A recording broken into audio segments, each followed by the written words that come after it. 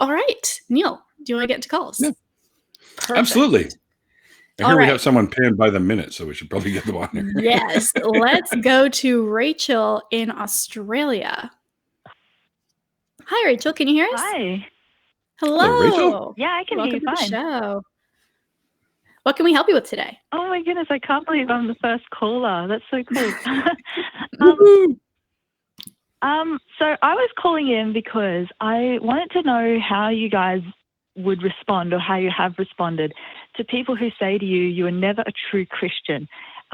Because I actually heard this from my own mother, of all people, and I actually found it a bit offensive. I was like, you can't tell me what I am and what I'm not, or what I was and what I was not. And I'm like, I just didn't really know what to say or anything like that. And so, yeah, I was just wondering what you guys' opinion is of that. Yeah. Oh, that's a really good question to start off with, I think. Neil, do you have any thoughts right off the top? Well, I'm very big on conversation. I'm trying to figure out what we are referring to when people make comments like that. Like maybe talk to your mom about what she thinks or what she feels is the quote unquote perfect Christian. And maybe you guys could talk that way to each other and maybe figure out your own personal views on it and stuff like that. And who knows, maybe after your conversation, she might think you're an actual real Christian.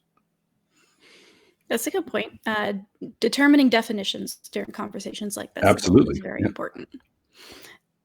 Rachel, one thing that I've struggled with this as well. I've gotten this many times from people who even knew me back when I was a Christian, and at the time saw me as somebody who was very sincere, very devout, et cetera, et cetera.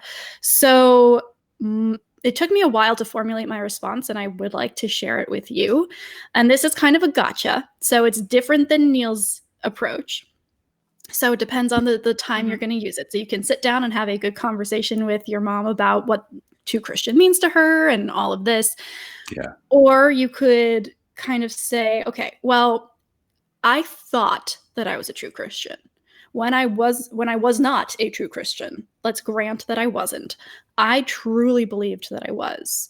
So if I thought I was and I wasn't, how do you know that you are a true Christian? What is the falsifiability here? What are you using to determine that you're a true Christian if I also thought that I was a true Christian? And kind of go from there.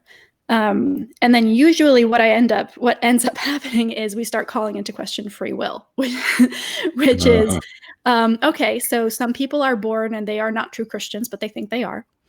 And other people are born real true Christians and can't tell the difference between the true Christian and the untrue Christian until some later point down the road.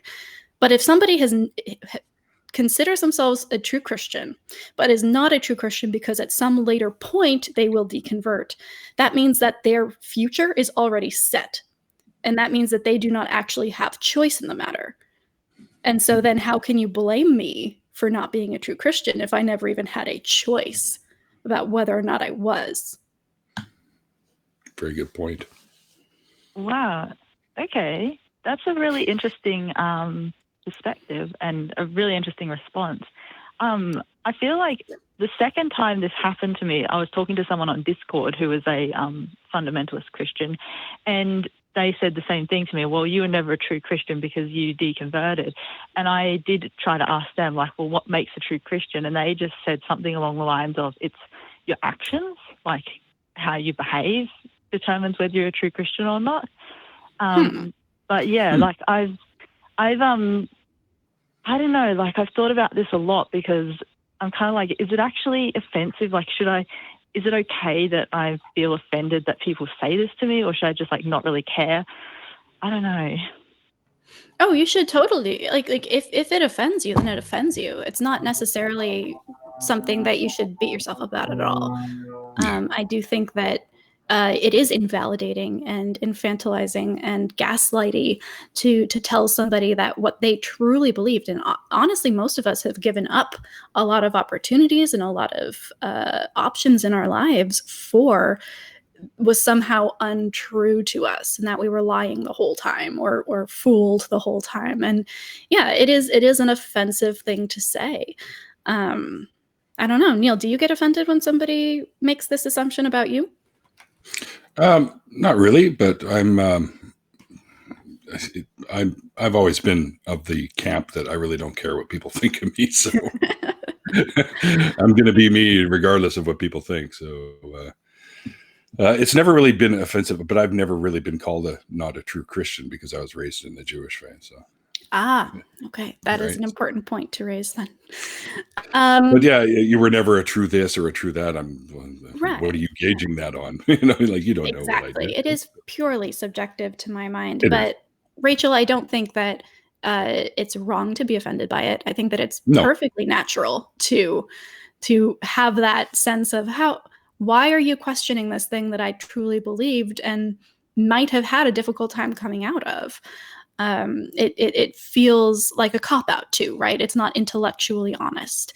So if you're coming to a debate or a conversation with the goal of actually communicating with somebody and having this talk, and they just throw this out, it is a very clear sign not only that they are calling into question, your ability to distinguish reality, but also they are not interested in having a real conversation with you. And that is also offensive if you are coming to the table with an open mind and a willingness to hear the other side. Yeah, that's very true. Like I definitely feel like it's a bit of a cop-out kind of response that people give because it's just so, absolutely. I don't know, it is a gaslighting thing. I think that's probably why it feels so offensive to me, because it's like you're telling me what I do and don't think. Mm-hmm. And I guess that also what you said before about how it's so hard to come out of and how you give up stuff when you're part of it and that. And it's like, so you're telling me I did all that and it was for nothing because it didn't count for some reason. Yeah. Mm-hmm. Cool.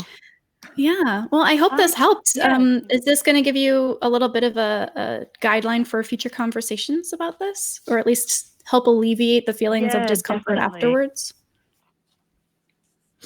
Yeah, definitely. I just I was so stuck on this because I was like, how do you respond to something like that when it's like when people